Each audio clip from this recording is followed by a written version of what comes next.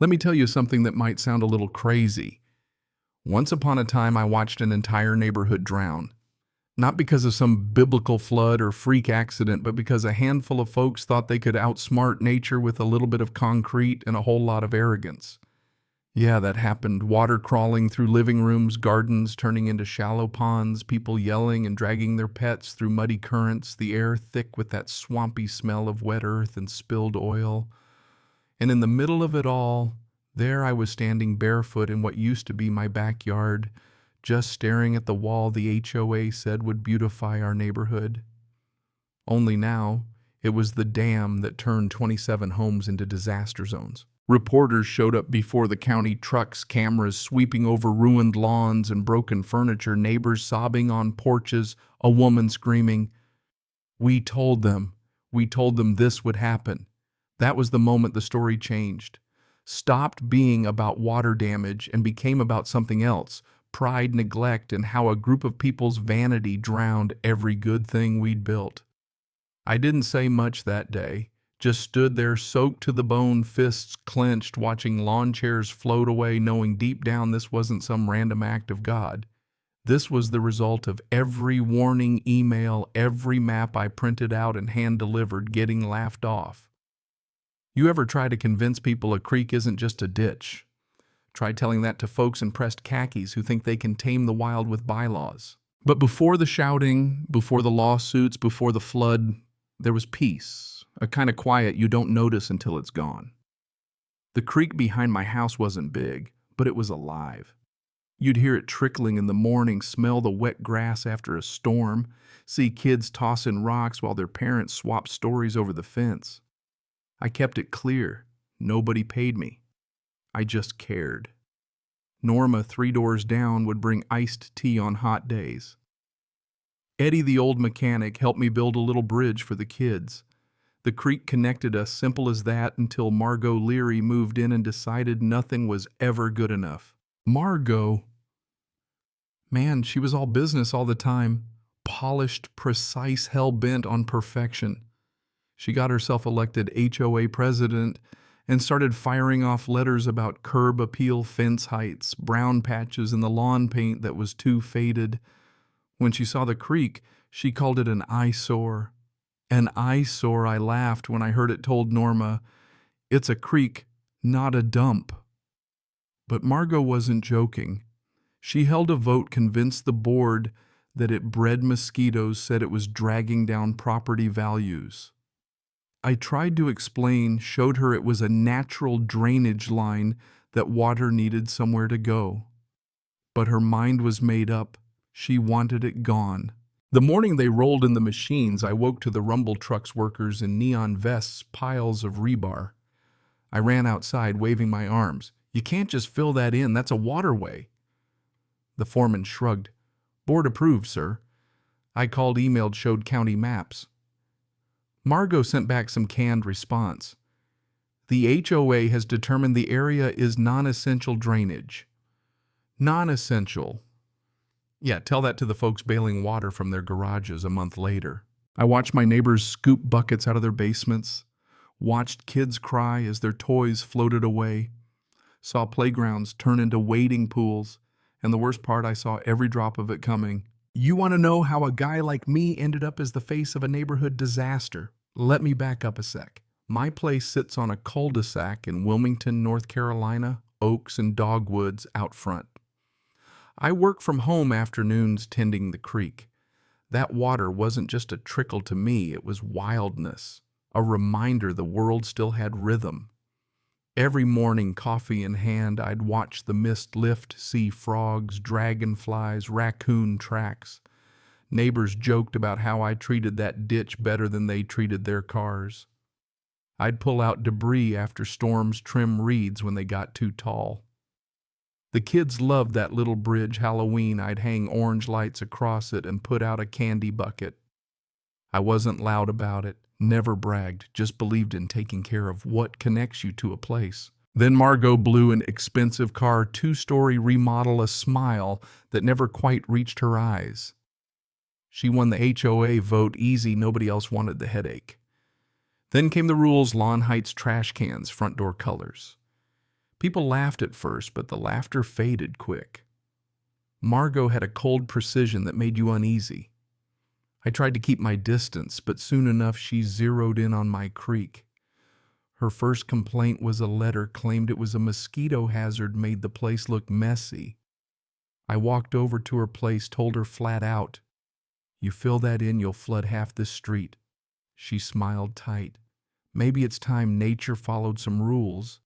Slammed the door. From that day on, she was always walking the block with her clipboard. Some neighbors started avoiding me. Norma still backed me, told me, "She's got too much time and not enough kindness." I started keeping records, photos, rainfall logs, even got the county to confirm the creek was active drainage. No permit, no project. Sent that to the board, got nothing back. Next thing I know, a sign pops up, "Community Beautification Project coming soon." People started whispering, but nobody wanted to fight. I told Norma, "They're going to do something stupid, and when it backfires, everyone will act surprised." She just looked at the creek and said, "That's how it goes. Nobody listens till they're ankle deep in the mess." First creek project meeting was at Margot's bottled water gluten-free cookies typed agendas. I came with folders full of evidence. Margot stood at the head of the table. "We believe the creek is a source of mosquitoes hurting property values." I said, "It's county land, natural drainage. You block it, you'll flood us out." She called it an eyesore, accused me of interfering. When the vote came 7-2 against, Margot nodded. Motion passes. I just packed my things and told them, "When it rains, remember this moment." It rained. The project rolled ahead. I kept documenting, emailing the county, warning everyone. Margot strutted around like a queen, mock-ups, flyers, ribbon-cutting ceremony, the whole 9 yards. I stayed home, filmed it all, even posted to the county, "This will cause flooding." They replied with an automated, "We'll review your case." Weeks passed.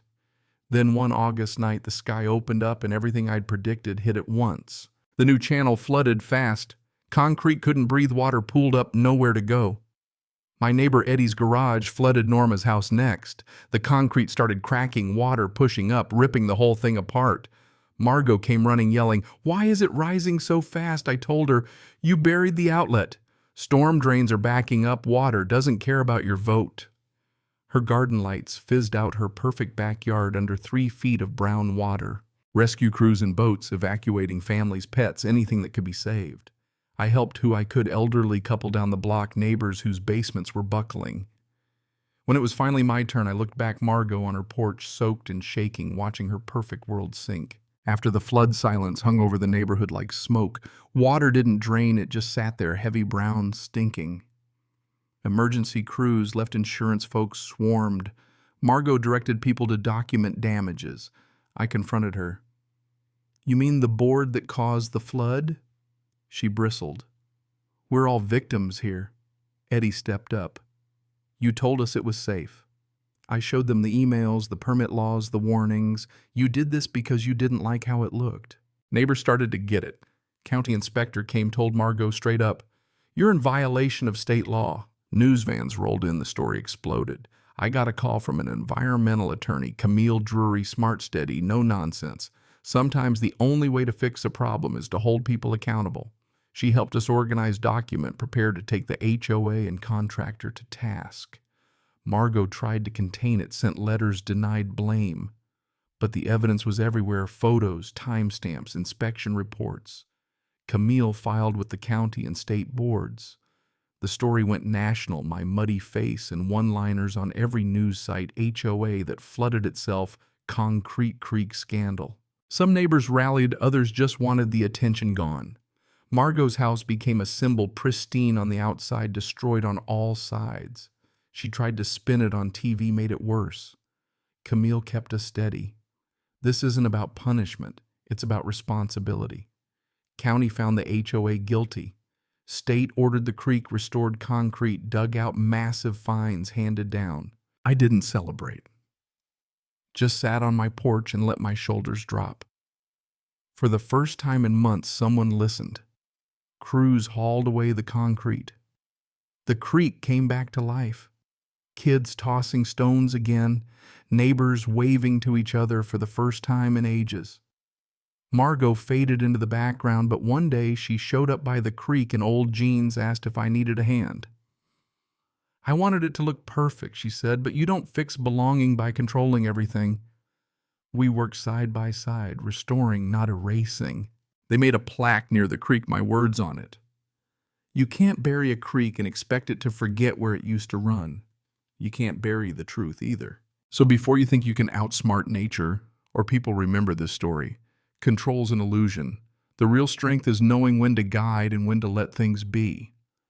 If you got something out of all this pride, patience, or just a good old-fashioned warning hit, that subscribe, drop a comment below.